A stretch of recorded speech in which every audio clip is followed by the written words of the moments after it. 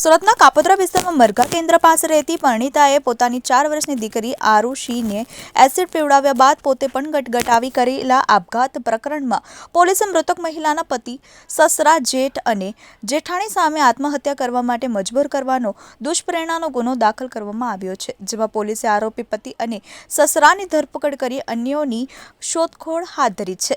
Kapodra police પાસેથી મળતી વિગત મુજબ ગત તારીખ 10 સપ્ટેમ્બરના રોજ સાંજે 5:30 વાગ્યે કાપોદ્રા મરઘા કેન્દ્ર પાસે શ્રીજી કૃપા સોસાયટીમાં રહેતી જ્યોતિ ઘનશ્યામ વિઠ્ઠલ જાખરડેએ પોતે અને તેની દીકરી આરુષીને એસિડ પીવડાવી દેતા સારવાર માટે મનપા સંચાલિત સ્વિમેર હોસ્પિટલમાં ખસેડવામાં આવ્યા હતા, જ્યાં ટૂંકી સારવાર દરમિયાન જ્યોતિનું મોત નીપજ્યું હતું તો દીકરી આરુષીની તબિયત સારી હતી।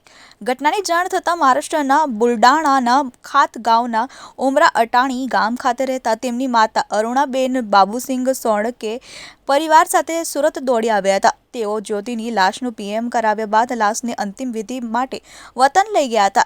આ બનાવ અંગે અરુણાબેન સોળકેએ ગતરોજ તેની દીકરી જ્યોતિના પતિ ઘનશ્યામ વિઠ્ઠલ જાખરડે, સસરા વિઠ્ઠલ, જેઠ સંતોષ અને જેઠાણી વંદના સંતોષ સામે ફરિયાદ નોંધાવી હતી, જેમાં તેઓએ જણાવ્યું હતું કે તેની દીકરી જ્યોતિના લગ્ન ઘનશ્યામ સાથે સન 2019માં થયા હતા। દાંપત્ય જીવન દરમિયાન 2 સંતાન હતા, જેમાં એક દીકરી આરુષી અને દીકરો રુદ્રાક્ષ હતો।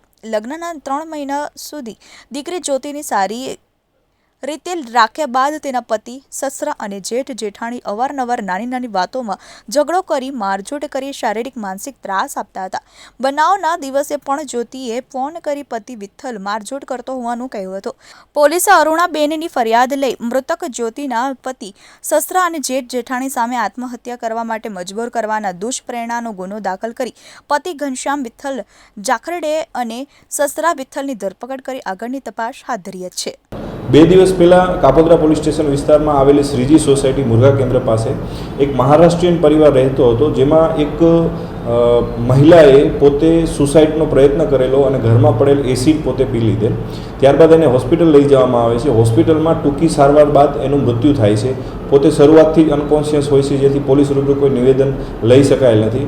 ત્યારબાદ આ મહારાષ્ટ્રીયન ફેમિલીના પરિવારના જે પિયરના સભ્યોને બોલાવતા પિયરના સભ્યો ગઈકાલે આવેલા અને પોતે એવી જાહેરાત પોલીસ સમક્ષ કરેલી કે ભાઈ અમારી દીકરી છેલ્લા 5 વર્ષથી આ વ્યક્તિ સાથે લગ્ન સંબંધમાં જોડાયેલી હતી, જેને 2 સંતાનો હતા। એ દીકરીને અસહ્ય ત્રાસ હતો અને શારીરિક તથા માનસિક ત્રાસના હિસાબે દીકરી અવારનવાર અમને ફોન કરતી, અમને જાણ કરતી।